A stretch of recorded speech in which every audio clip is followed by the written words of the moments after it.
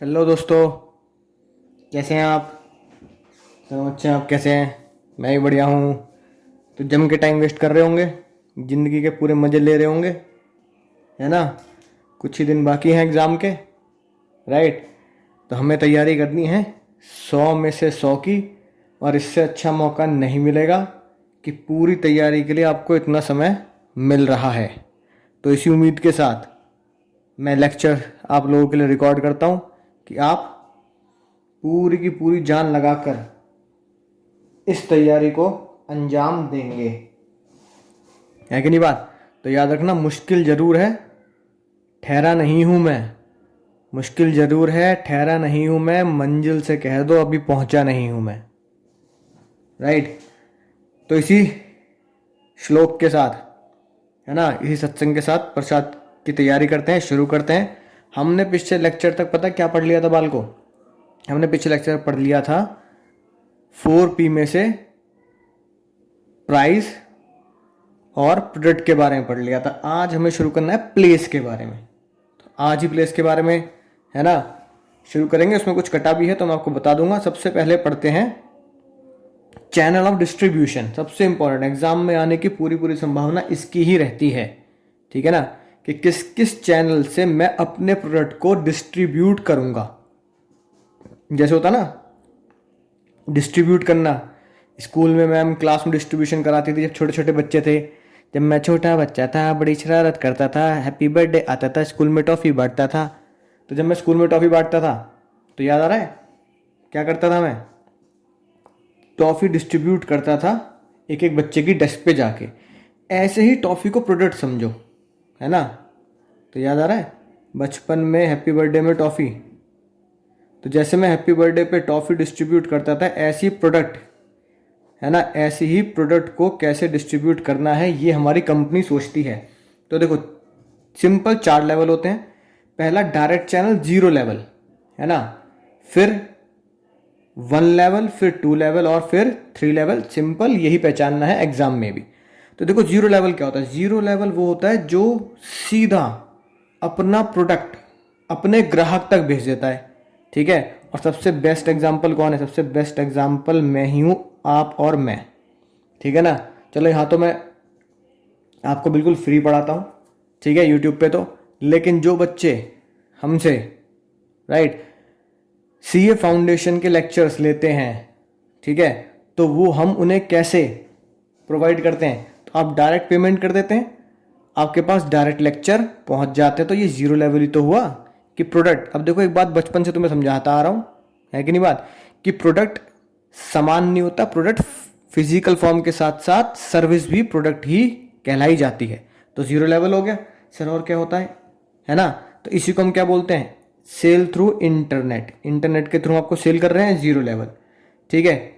इसके अलावा own retail shop, अपनी खुद की रिटेल शॉप से अगर आप सेल करेंगे तो वो भी क्या होता है?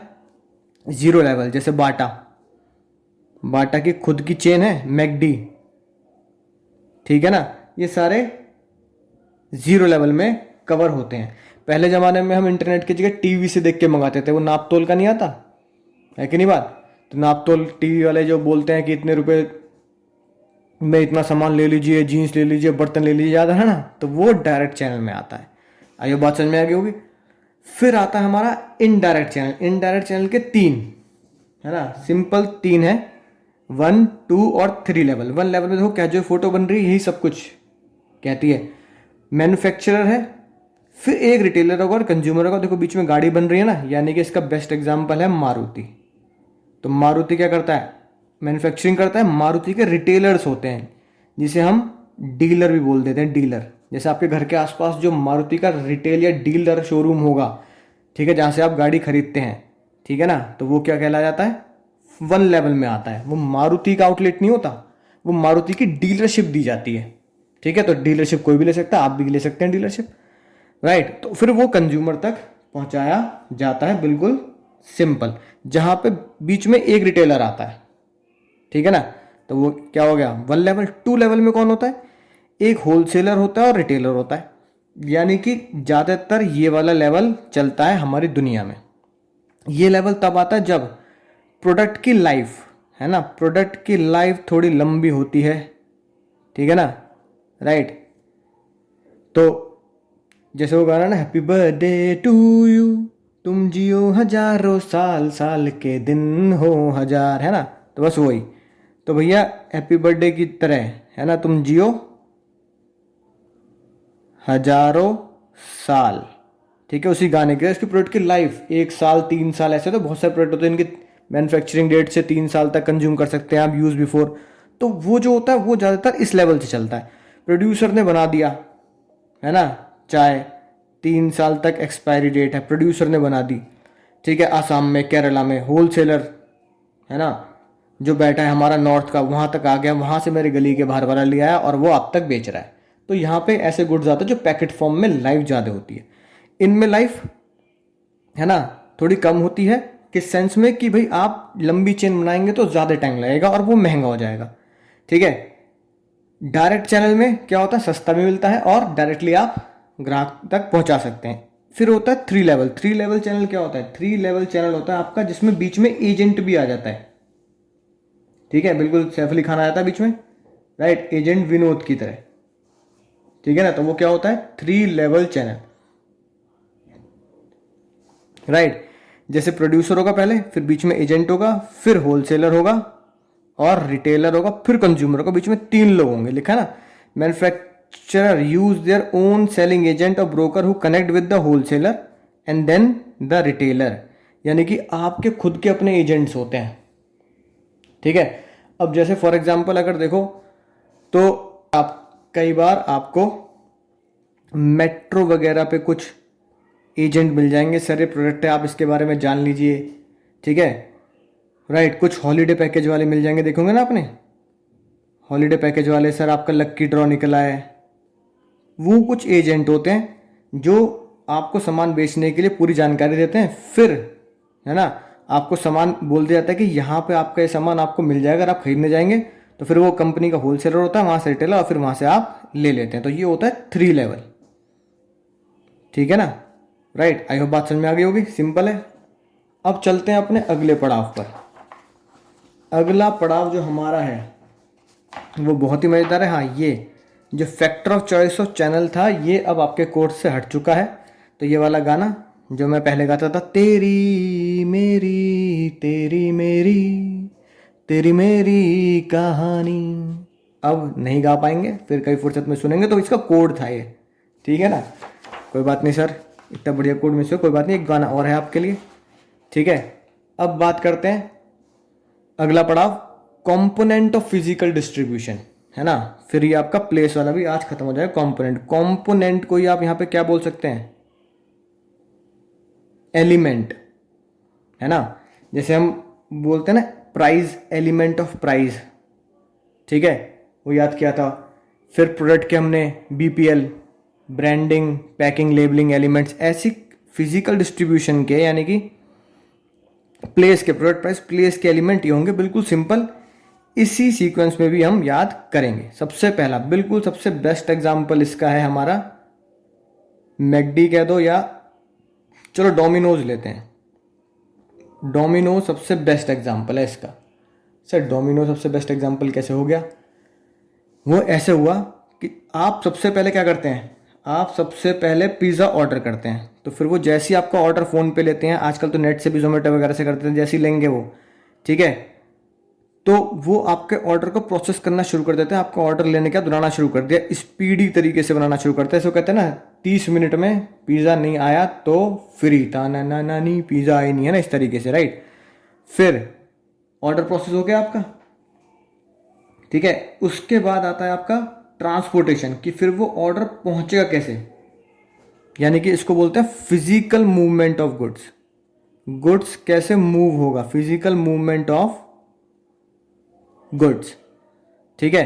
तो पिज़्ज़ा वाले बेचारे अपनी जान हथेली पे लेके, ठीक है ना, अंधेरी रातों में सुनसान राहों पर निकल पड़ते हैं आपके लिए बाइक पर, देखा भी होगा आपने, है ना।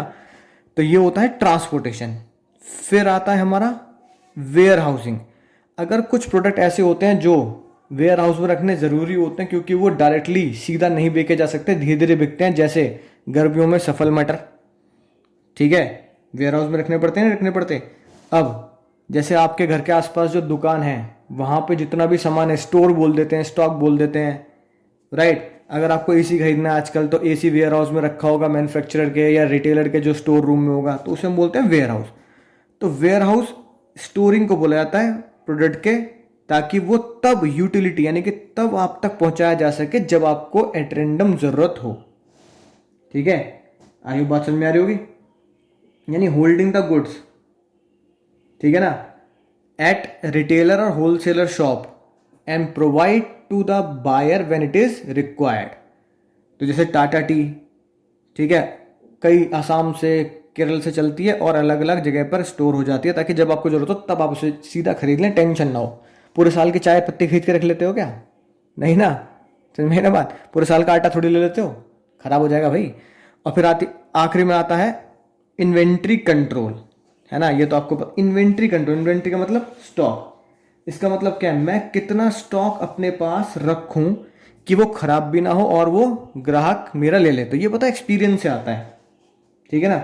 अब जैसे ये बुक्स हैं, अब आप जब इसे ऑर्डर करते हैं अमेजोन से, डिस्क्रिप्शन में लिंक दिया हुआ है ना, जब आप इसे अमेजोन से ऑर्डर करते हैं पूरे इंडिया से बच्चे, तो मुझे पता होता है कि मुझे कितना इन्वेंट्री स्टॉक रखना है, यानी कि एक दिन में मेरे पास कितने ऑर्डर आ जाएंगे। मान लो एक दिन में मेरे पास 10 ऑर्डर आ गए और पता लगा मेरे पास प्रिंटेड बुक ही 6-7 बची हैं, तो 3 का तो ऑर्डर मैं अमेजोन का प्रोसेस ही नहीं कर पाऊंगा। अमेजोन से कॉल आ जाती है, सर आपके पास स्टॉक नहीं है कि नहीं बात, राइट। तो डिले होगा, आपके ग्राहक के पास डिले पहुंचेगा। तो यही बात है, मुझे खुद पता होना चाहिए कि एक दिन में एवरेज कितने ऑर्डर आ जाते हैं और मेरे पास कितनी बुक्स का स्टॉक होना चाहिए। ठीक है, समझ में ना बात। तो उसे बोलते हैं इन्वेंट्री कंट्रोल, कि गोडाउन में कितना स्टॉक रखें। ठीक है, अब पिज्ज़ा बना रहे तो पिज़्ज़ा बेस कितने रखें, तो ये अंदाजा से तो होगा कि खराब भी ना हो आटा और ताज़ा के ताज़ा लोगों को बना के दिया जा सके। आइए बात समझ में आ गई होगी। ठीक है, अब इसका कोड, चल इसका कोड क्या है, इसका कोड यही है जो आपकी नज़रों के सामने है। ठीक है, क्या लिखा है, जैसे वो गाना ना, क्या हुआ तेरा वादा, वो कसम वो इरादा, यही है इसका कोड। ठीक है, तो ये लिखा है ओ तेरा वादा वो कसम वो इरादा, ओ तेरा वादा। तो ओ से बनेगा पहला ऑर्डर प्रोसेसिंग, ठीक है।